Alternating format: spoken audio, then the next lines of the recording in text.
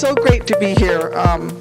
First off, thank you to Jamie Sheen and everyone else at naisA Global for this recognition. I'm very deeply honored. I also want to extend my warmest congratulations to the other awardees here this evening.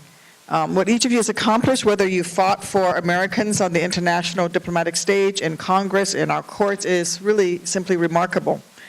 You know,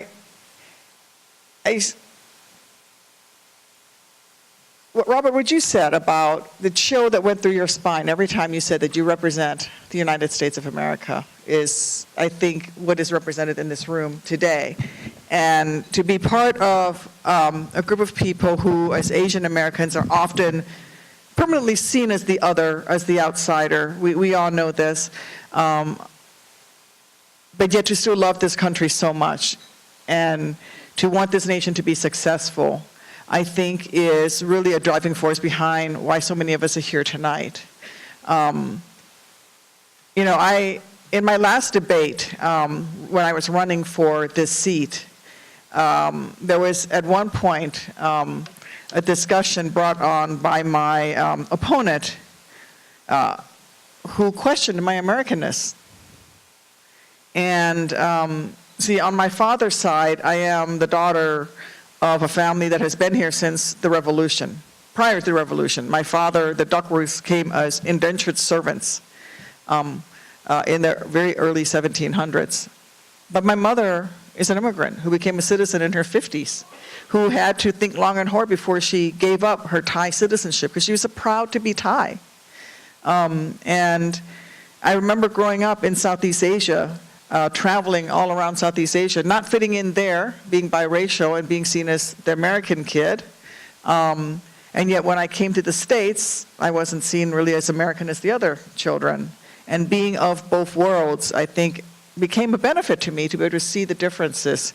But it made me love this country more, because when I was growing up in places like Cambodia and Laos and Indonesia and Singapore and Thailand and all of those countries in Southeast Asia, one of the things that happened to me was that I fell more in love with my country as a child as I was growing up, because of everything that America stood for, the diversity that's here.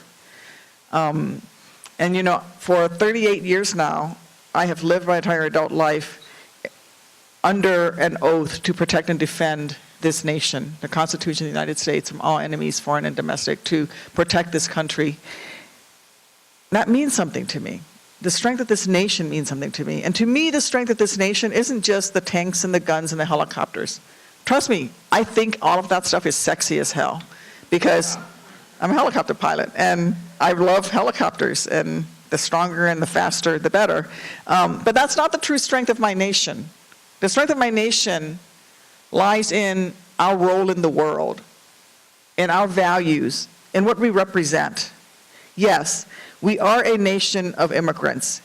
Yes, we have had dark times in this country when hatred prevailed. We have times when we've passed horrible laws, when we have kept and separated each other simply because of the color of our skin, the shape of our eyes. But we've also risen above ourselves during those times. We have risen above the worst instincts. And this is also the nation that produced an Eric Shinseki. This is also the nation that produced Barack Obama. This is also the nation that allows children to strive and become whatever they want to be. That's the strength of this nation. And so when I did get to represent the United States of America, my chill in the spine moment always came when I was wearing my uniform and I was traveling around the world. I remember being on missions in Egypt, standing next to my helicopter, and being in Guyana in South America, mixing with other foreign nations' militaries. But the one that really strikes in my mind was being in Egypt, and we got out of our aircraft, and the French were next to us on one side, the British the other. Americans were on one side. We landed out in the middle of the desert, and some local Egyptian villagers came up and wanted to look at the aircraft and then talk to us. This was in 1995, 1996, and they of course went, Illinois National Guard. So I'm serving with a bunch of Polish and Irish descendants, right? They're all like 6 foot tall, blonde guys, and there's me, the only Asian in the entire battalion. They'd be like, well, can we look at the aircraft? And they're like, oh, no, you can't touch the aircraft unless you get the permission of our platoon leader.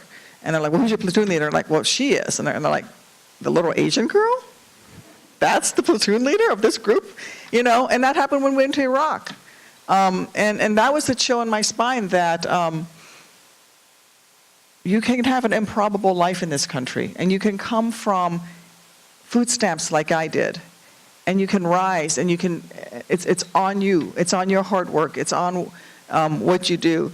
And that's why what naisA is trying to do is just really touches me, because it's about promoting more Asian Americans into positions of leadership in this country. And we need more Asian Americans. We need greater diversity in our boardrooms. We need greater diversity in the military. We need greater diversity in the halls of Congress. We're going to get it coming next year, but we need even more. You know, Mazie Hirono and I are it. We're the 2 Asian women in the Senate, and there should be more of us. And I'm the only Asian elected to the United States Senate ever not from Hawaii. You know, we can't have the only Asians in the U.S. Senate be from Hawaii, because that's not the only place where we have Asians in the United States of America. So this is not just a feel-good issue, because diversity makes us smarter. It widens our perspectives. It makes us better. It shatters our assumptions, and it makes us stronger. And that strength is important to me. The strength of my nation, our role in the world as a global leader. Because diversity deepens our bonds to one another. It leads us to treat each other as equal. It treats us to look at others and say, you're equal to me, even if you look, love, or pray differently than I do, than my own traditions. You know, from Congress to school PTA, no group can truly make a fully formed decision if there are more men named John at the table, sorry, John, than women and people of color. We were freshmen together. I can needle them. Seriously. But let me say this. I would not be in this room were it not for, in his own words, an old white guy, Dick Durbin. So there are mentors that show up everywhere.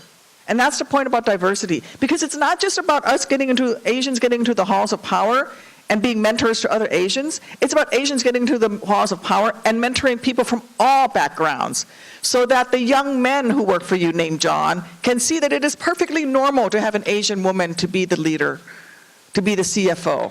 So that it is perfectly normal for people from whatever their background is, the rank and file of either the military or the corporation or the business or whatever it is, to look up at the top and say it is perfectly normal to see people in leadership of different colors, of different backgrounds, of different gender identities. We're mentoring not just Asians at this point. Yes, we need to get more Asians into the halls of power, but we're doing it not just to forward the cause of Asians. We are doing it to forward the cause of our nation, of the strength of this country. Because only when it is perfectly normal to look and see that the leadership in whatever organization you're in truly reflects the population of this country, do we truly get to the true strength of this nation and to that moral ground that we occupy as the greatest democracy on the face of the earth. And so, you know, people sometimes congratulate me for my being one of the first Asian American women in the Senate or any of these things, and I politely thank them. But the fact is, it's 2018. It's about damn time. We need more. We need more, and we need it yesterday. Right now, Asian Americans make up they make 25% of Ivy League students, yet they are just 2% of college presidents. 50% of Silicon Valley workforce are Asian Americans, almost, yet only 2% of Fortune 500 CEOs are Asian Americans. Yes, we've taken strides forward in recent years, but far too many young Asian Americans still have their ambitions stifled by an absence of representation, by not being able to see themselves in the predominantly white male faces that still hold the seats of power. It's 2018, and it's way past time for that to change. in a very literal sense, Asian Americans help unite this country. We literally, with bent backs and many deaths, connected this country from east to west when we built the railroads. We started small businesses. We farmed land. We even fought for our nation around the world despite facing indefensible injustices back here at home. So now, we must both honor how far we've come and recognize the work that is still left to be done to ensure that every Asian American and every other person, regardless of race, can achieve the American dream. So we must be there as Asians for people from other backgrounds. On issues like immigration, we can't just be there for Asians. We have to be there for other groups as well.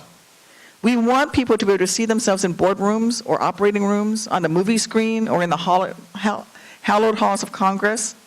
We want diversity so that children of all backgrounds can see themselves as leaders, as teachers, as whatever they would like to be.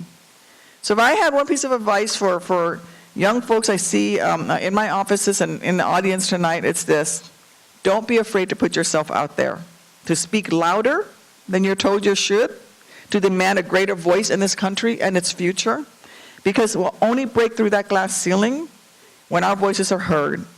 And when our voices are heard, and when we are the ones helping to deliver the message, that is when America will truly be the powerful nation that she can be.